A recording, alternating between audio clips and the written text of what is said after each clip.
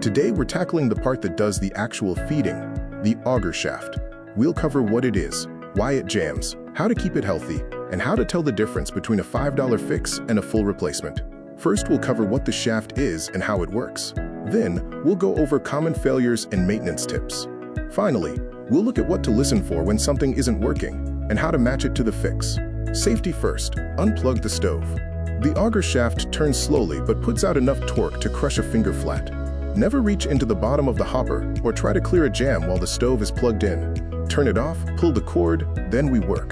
Part 1. Let's go over what an auger shaft is and how it works. The auger shaft is a heavy-duty steel corkscrew at the bottom of your hopper, also known as the feed screw or auger flighting. It's the physical component that pushes every pellet you've ever burned towards your fire. The shaft is bolted to the motor.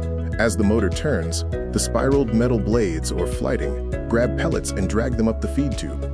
Key parts include the flighting, shaft body, bushings, and the coupler with the shear pin. Part 2. Common failures. Since jams are the #1 reason this part comes up, let's talk about why it jams. 2 things cause an auger jam. First, foreign objects like screws or rocks can seize the assembly. Second, and this is the big one, wet pellets swell, dry out, and turn into a cement-like block inside the tube. The shear pin is a cheap, deliberately weak bolt where the shaft meets the motor. It's designed to snap during a severe jam, protecting your expensive motor from burning out. Replacing this sacrificial pin can save you from buying a new motor. Part 3. Maintenance tips. Let's talk about how to keep your auger shaft running year after year. Maintenance tip number 1. Sift out the fines, which is the dust at the bottom of every pellet bag. Pour the bulk of the bag, then dump the last couple of inches in the trash. This prevents dust from packing around the shaft and causing friction. Maintenance tip number 2. Empty the hopper every spring.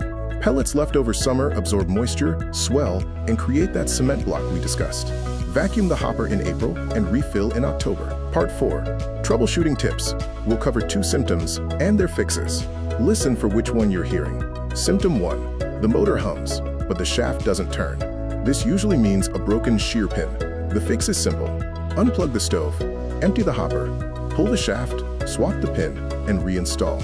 Don't order a new motor for this $5 fix. Symptom 2. Squeaking, grinding, or pellets feeding in fits and starts. This indicates bent or warped flighting from fighting a severe jam. There's no straightening a bent shaft. You must replace it. Match the length, diameter, and flighting pitch to your stove's part number. That's part 2 of pellet stove parts. Whatever you need to get your stove back up and running, we've got it in stock. We offer fast, free shipping over $99 and a 90-day warranty on everything. The link is in the description. Subscribe, hit the bell, and we'll see you in the next one.